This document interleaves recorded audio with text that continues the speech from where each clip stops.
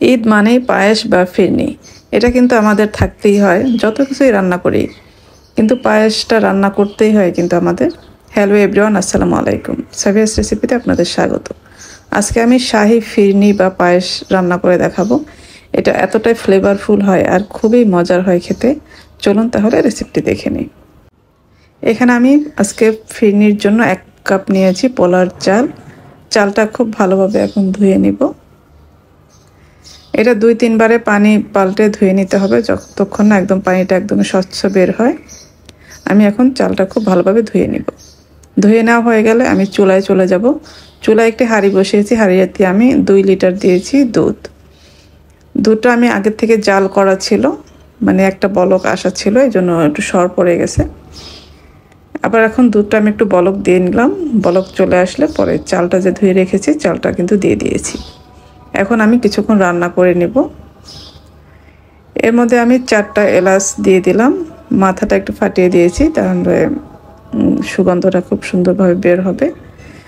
এই তো আমার চালটা কিন্তু সিদ্ধ হয়ে গেছে। চালটা যখন একদম সিদ্ধ হয়ে যাবে তখন আমরা এখানে দুধ দিয়ে দিব। এখানে আমি আরও 1 লিটার দুধ দিয়েছি। দুধটা দিয়ে আবার কিছুক্ষণ রান্না করে নিব। এরপরে আমি এখানে মিষ্টির জন্য চিনি দিয়ে দিব। এখানে আমি 1.5 কাপ পরিমাণে চিনি দিয়েছি। মিষ্টিটা যে যেরকম পছন্দ করেন ঠিক সেইভাবে দিয়ে নেবেন। এরপর আমি এখানে 1 চিমটি লবণ দিয়েছি। 1 চিমটি লবণ দিলে এটা স্বাদটা খুবই ভালো আসবে।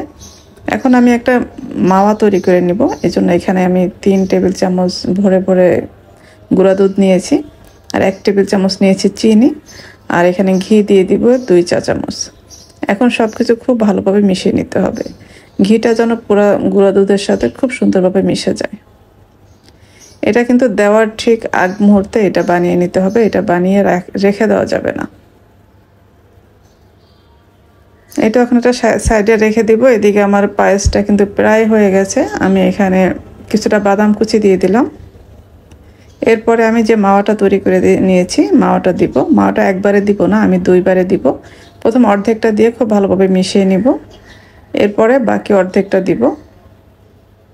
দিয়ে আবার খুব সুন্দরভাবে নেড়েচেড়ে মিশিয়ে নিতে হবে। এরপর আমি কিছু কিশমিশ দিয়ে দিলাম।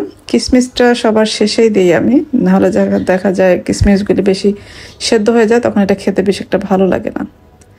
একদম লাস্টে আমি এখানে 1 টেবিল চামচ ঘি দিয়েছি।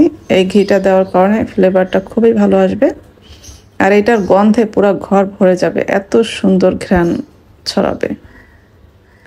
এই তো আমাদের পায়েসটা কিন্তু হয়ে গেছে। আমি একটু পাতলাই রেখেছি, খুব বেশি কিন্তু ঘন করিনি। এখন এটা আমি সার্ভ করে নিব। উপরে আমি কিছুটা বাদাম কিশমিশ দিয়ে একটু ডেকোরেশন করে দিব। দেখলেন তো কতটা সুন্দর হয়েছে। এটা খেতে অসম্ভব মজার। যাকে আপনি খাওয়াবেন সে আপনার সব সময় মনে রাখবে আপনার কথা। এই তো আমার তৈরি হয়ে গেল খুবই মজাদার শাহি ফিরনি বা পায়েস। আশা করছি আজকের রেসিপি আপনাদের ভালো লেগেছে। ভালো লাগলে লাইক, কমেন্ট এবং শেয়ার করে দিবেন। যারা আমার রেসিপিগুলি ফেসবুক থেকে দেখেন পেজটি ফলো করার অনুরোধ রইল, আর যারা ইউটিউব থেকে দেখেন চ্যানেলটি সাবস্ক্রাইব করার অনুরোধ রইল। সবাই ভালো থাকবেন। পরবর্তী রেসিপি দেখার আমন্ত্রণ রইল। আজকে এ পর্যন্তই। আল্লাহ হাফেজ।